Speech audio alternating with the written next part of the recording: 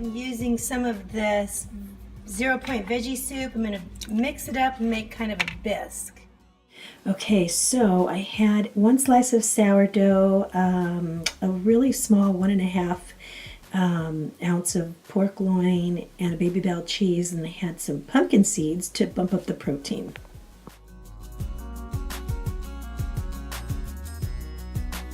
Hey everybody, it's the end of day and I just wanted to check in real quick.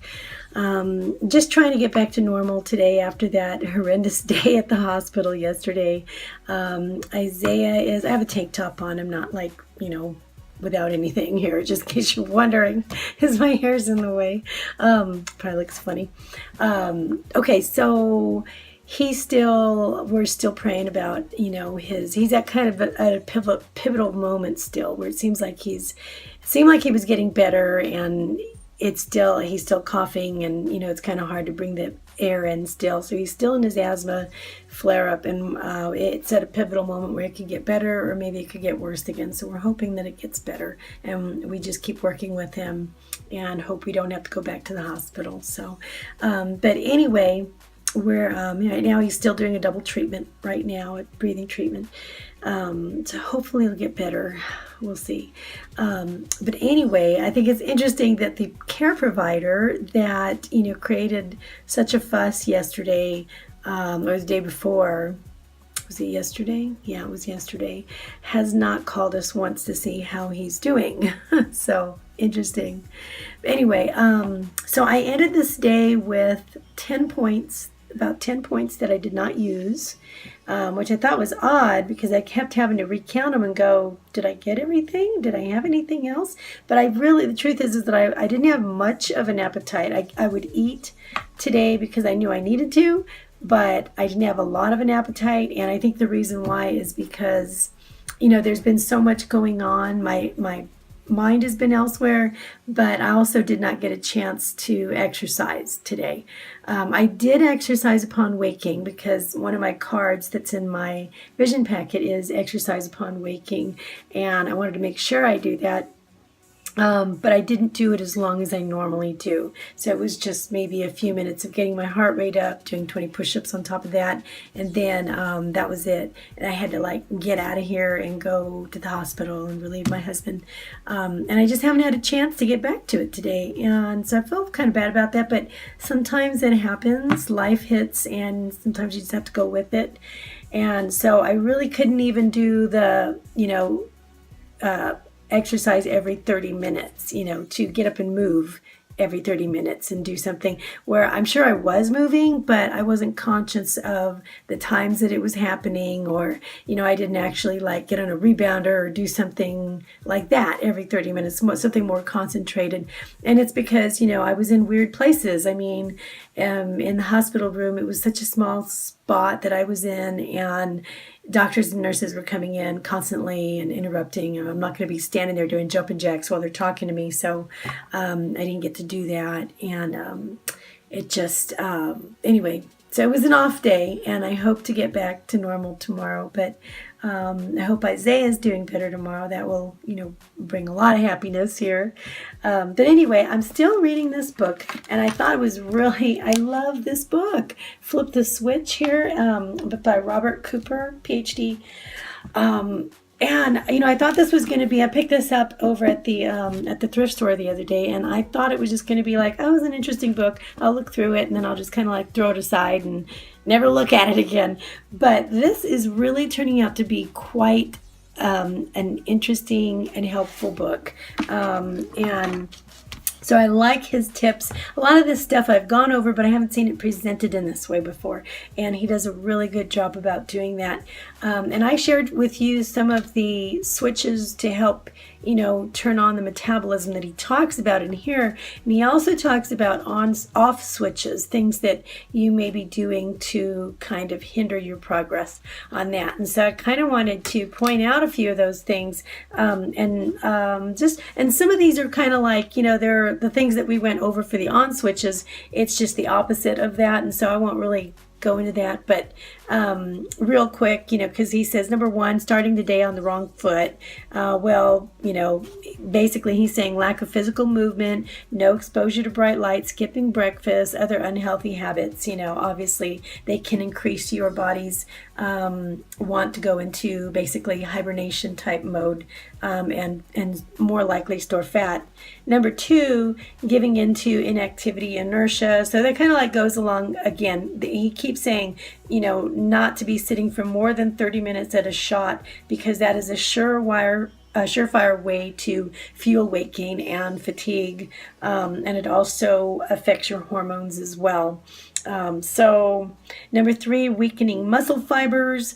And I'll just talk about these three because there's more, and I don't want to take up the whole time doing this, but I wanted to talk about this weakening muscle fibers in here because he actually talks about two different ways to deal with strengthening your muscles. And he says, a lot of people think that you have to go to the gym and spend like hours in there, at least 2 days a week. And he's saying that that's not really necessary to have the benefit of, now, if you want to look pumped and you want to really tone and you want to do this kind of stuff, then yes, you need to spend more time. But what he's talking about is enough activity to your muscle fibers that's going to fuel your metabolism. That's something totally different. And he talks about doing it in two different ways. He talks about, I think it's dynamic resistance and dynamic visualized tension. This is what he calls them. And the dynamic resistance is more like, it's just basically focusing on a group of muscles and resisting. He says, you could like pick up even your arm and then, try to bring it down with one arm, grab it with the other one, and so that you're fighting it, and just do that for like a minute. You're actually going to reap some benefit metabolic wise in doing things like that. So you're dynamically resisting. And then dynamic visualized tension is more about focusing on a group of muscles where you purposely would like tense up in that area and tense them, and you cause a contraction, muscle contraction, and then that actually also you'll reap a metabolic benefit from that as well. And he says tensing up like that is different from the kind of tension that would, when you tense up when you're really upset or worried or stressed out. That kind is like, that has all kinds of terrible effects on your body, but this one is totally different. And I tell you what, I have to tell you that I did see an example of both of those that was very successful in my life that I remember. And one of them was my husband's grandmother had a stroke. I think she was probably in her 80s or so. I think she was in her 80s, and she had a stroke, and she had like no muscle tone, at all. And she just, she was one of those people who just basically sat for most of the day. Her husband didn't want to go anywhere or do anything, so she just basically sat with him all day. And so but after she had her stroke, she kind of lost some of the movement in one of her arms. And then when she saw the doctor, he had her doing different, or a physical therapist started working with her and having her do different exercises to try to get her arm use back, and get it stronger again. And what he told her was he had her lifting like cans of soup, little cans of soup, just a little 8-ounce can of soup. And what we saw, she would just do that every day, just practice a little bit every day. And what we saw over, a few weeks or so was that little soup can was giving her enough muscle resistance, that she started to really develop a little muscle on her arm.